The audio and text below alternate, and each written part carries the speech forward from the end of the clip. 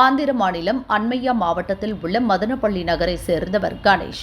மதனப்பள்ளியில் உள்ள கல்லூரியில் கணேஷ் படித்தபோது தன்னுடன் படித்த சக மாணவியை காதலித்தார். அவரும் பழகினார். படிப்பை முடித்ததும் இளம்பெண் சொந்த ஊரான குர்ரம்கொண்டா நகருக்கு சென்றுவிட்டார். இதனால் இருவருக்கும் இடையே இருந்த நெருக்கம் குறைந்தது. இந்நிலையில் இளம்பெண்ணுக்கு பெற்றோர் வரன் பார்க்க துவங்கினர். கடந்த 22ஆம் தேதி அந்த இளம்பெண்ணுக்கு வேறொரு மாப்பிள்ளையுடன் திருமணம் நிச்சயதார்த்தம் நடந்து முடிந்தது. வரும் ஏப்ரல் மாதம் திருமணம் நடத்த ஏற்பாடுகள் நடந்தன. இதை அறிந்ததும் கணேஷ் ஆத்திரமடைந்தார். இளம்பெண்ணை போனில் தொடர்பு கொண்டு மிரட்டினார். என்னை விட்டுட்டு இன்னொருத்தனை கல்யாணம் பண்ண போறியா? உன்னை நிம்மதியா வாழ விட மாட்டேன் என்றார். இதனால் பயந்து போன இளம்பெண் சமாதானம் பேச கணேஷை அழைத்தார்.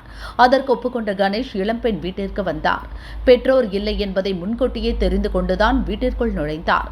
தன்னை திருமணம் செய்து கொள்ளுமாறும் அப்போது மிரட்டினார். அதற்கு இளம்பெண் ஒத்துக்கொள்ளவில்லை.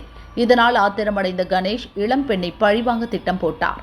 காதலர் தினமான இன்று இளம்பெண் தன் வீட்டின் அருகே வீதியில் நடந்து சென்றபோது வழிமறித்தார். கத்தியை எடுத்து வயிற்றில் குத்தினார். கழிவறைக்கு பயன்படுத்தும் ஆசிடை முகத்தில் ஊற்றிவிட்டு தப்பி சென்றார்.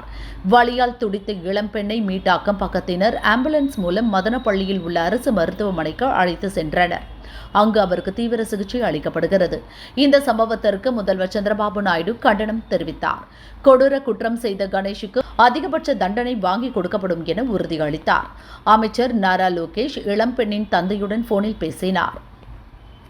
உங்கள் மகள் எனக்கு சகோதரி. அவருக்கு நீதி கிடைக்க செய்வேன். அவர் விரைவில் குணமடைய தேவையான உயர்தர சிகிச்சைக்கு அரசு ஏற்பாடு செய்யும் என உறுதியளித்தார்.